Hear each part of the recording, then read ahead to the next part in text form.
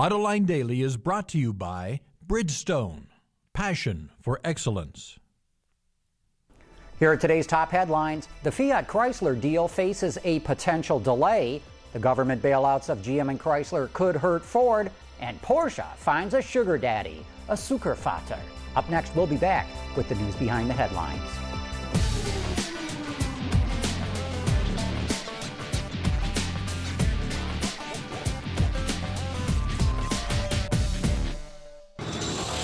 This is Autoline Daily for Monday, June 8th, 2009, and now the news.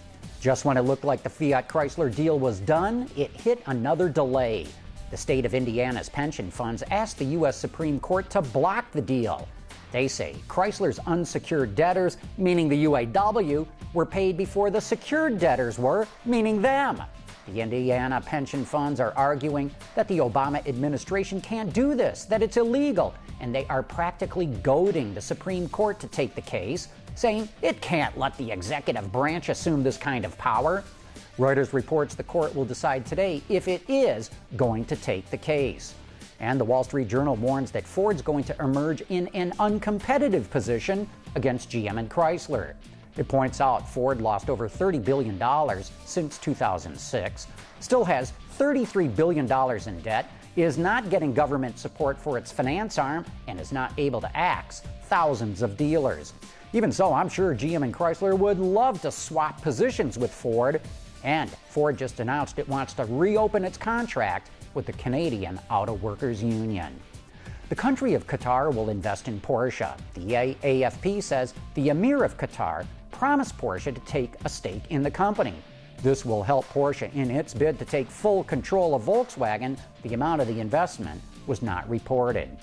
General Motors will not import subcompacts to the U.S. from China as part of its new deal with the UAW. According to the Detroit Free Press, 3 U.S. plants are in the running to build the small vehicles. GM's Spring Hill, Tennessee factory is the front runner, but plants in Lake Orion, Michigan and Janesville, Wisconsin are also in the running. And Ward's reports GM put a hold on dealer orders for Chevrolet Malibu and Saturn Aura hybrids. Dealers have a large number of unsold 2009s. In addition to GM's problems, you can blame this on relatively low gas prices and the fact that the hybrid versions of these cars are not that much more fuel efficient than the 4-cylinder models. In the coming weeks, electric car maker Tesla will open 7 new sales and service centers around the world. Right now, it only has 2 stores, both in California. But if you live in Chicago, London, Miami, Monaco, Munich, New York, or Seattle, look for a Tesla store to open near you. The company's also scouting locations in Washington, D.C. and in Toronto. Last week, we reported that Roger Penske was expected to become the new owner of Saturn. GM released a statement confirming details about the proposed transaction that will save 350 dealerships and 13,000 jobs. Coming up next, a look at the redesigned Buick LaCrosse. We'll be back right after this.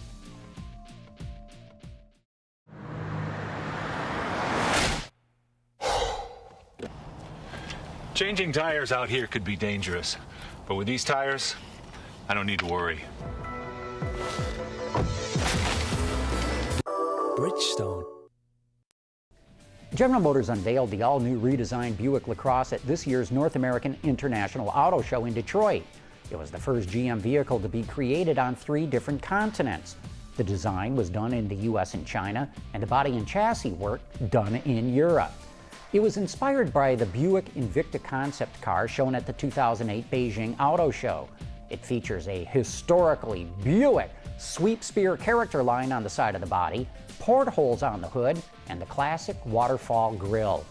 Inside is what one would expect from a Buick.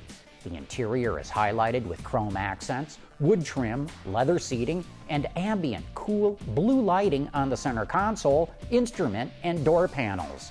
Thread and stitching on the instrument panel also enhance the look. Under the hood, the LaCrosse offers 2 V6 engines, a new 3-liter and a 3.6-liter, both with direct injection, and both are mated to a 6-speed automatic transmission. Fuel economy for the 3-liter is 18 miles per gallon, or 13.1 liters per 100 kilometers in the city, and 27 or 8.7 liters per 100 Ks On the highway, the 3.6-liter gets 1 mpg less in each category. Amenities that are available in the LaCrosse include a navigation system with rear-view backup, Bluetooth connectivity, a USB port, a rear power window sunshade, and rear DVD entertainment with screens integrated into the back seats. Available safety features include adaptive front headlights, blind spot warning, StabiliTrak, traction control, and front, side, and head curtain airbags. Pricing for the LaCrosse starts at just under $28,000 and hits nearly $40,000 fully loaded. Production of the LaCrosse begins this summer at GM's Kansas City plant. Say, I want to take a moment here to proudly announce that Autoline Detroit, our half-hour discussion program that you can find on our website, just won an Emmy Award. That is the highest praise you can get in the television business. I want to specifically recognize my producer, Chip Drake, and my creative guy, Ben Sanders, who were the real recipients of these Emmys. And I want to thank Detroit Public Television for broadcasting the show. And that's it for today's top news in the global automotive industry. But don't forget, you can always get podcast transcripts and a whole lot more at our website, AutolineDaily.com. Thanks for watching. We'll see you tomorrow.